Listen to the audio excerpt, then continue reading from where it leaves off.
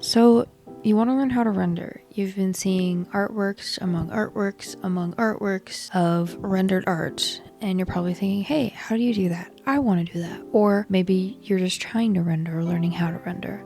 I can help with that.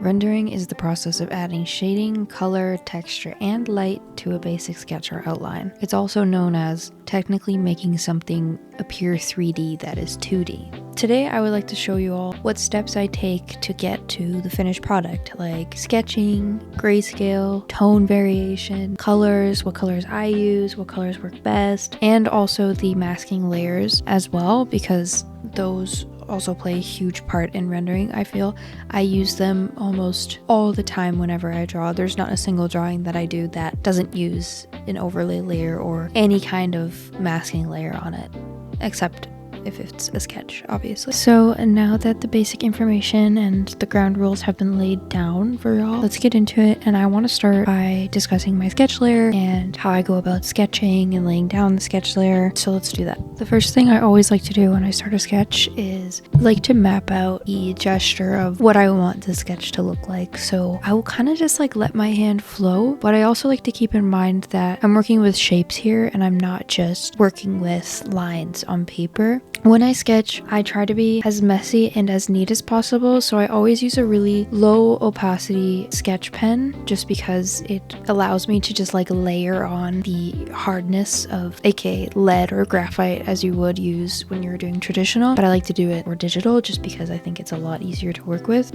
Moving on from the sketch layer, I think the sketch part was probably the easiest thing ever because you personally get to choose what you want to draw and how you want to draw it and whatever. Now I want to talk about values because that is the second step. I skip over line art because I don't do line art. I honestly just use the sketch as my own line art, but I like to skip over the line art stage and apply a gray layer under the sketch layer. And then what I do when that gray layer is there is I go into my layer settings and I create a new layer on top and make that layer a clipping mask so I'm able to draw inside of the gray and nothing will go out, which it saves your life. If you have never seen a clipping layer or like have used a clipping layer on Procreate or honestly on any program, it honestly saves your life as an artist. The main reason that I wanted to discuss values is because values are actually one of the most important things when it comes to coloring or rendering in general. I learned this beforehand, but I also got more of an insight on it since I'm in art school. A lot of my professors would be like, hey, you actually need to use values. Values are very important because if you look at your artwork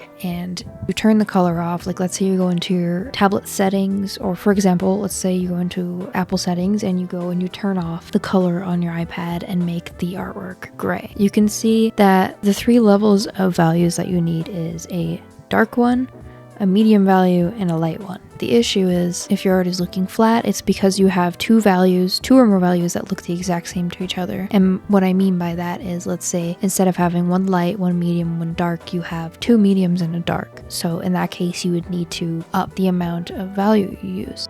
Moving on to our next topic, I would like to discuss coloring and using overlay layers as well. So when I color, the first thing I like to do is add another layer, make that layer into a clipping layer, and then change the property of it to an overlay layer.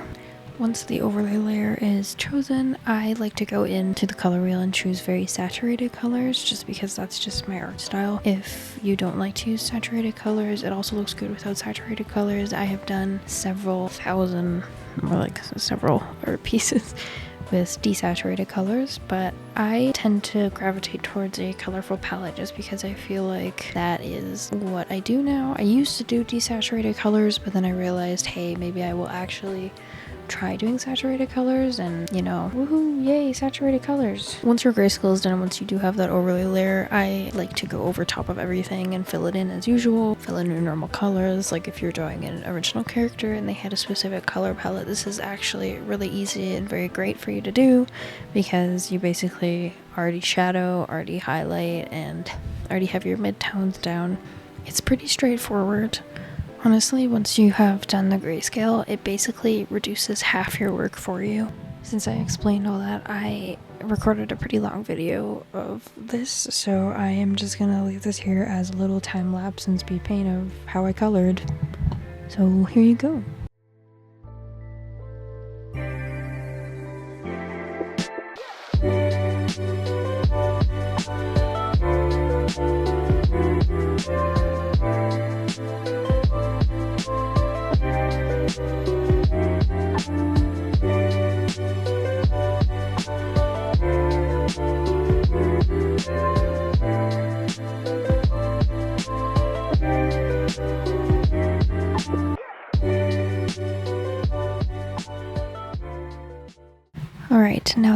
flat colors down and they're already like 50% rendered just because you have that grayscale, which I highly recommend because it makes it a lot easier. You now can go in with the rendering. Now, the rendering, I'll try to explain this as best as I possibly can. It is still pretty difficult to explain, but I'll try to explain it as best as I possibly can.